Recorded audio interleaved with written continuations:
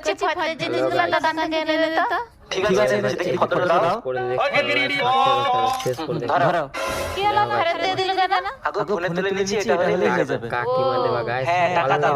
দোকানে চলে যাও, অনলাইনে পাঠিয়ে দেবো। তুমি অনলাইনে টাকা পাঠাতে পারবে? হ্যাঁ পেরে যাবো। ঠিক আছে যাচ্ছি। দোকানে এই মালগুলো দাও তো। দেখি ডাব সাবান 2টা,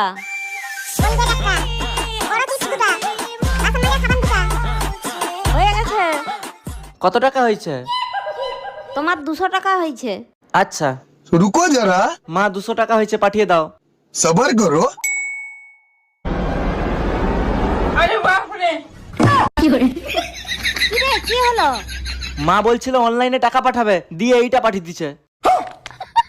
ফোনটা দে, তোর মাকে এই জিনিসগুলো অনলাইনে পাঠিয়ে দিচ্ছি আমি। और अभी तो रुको। লে তোর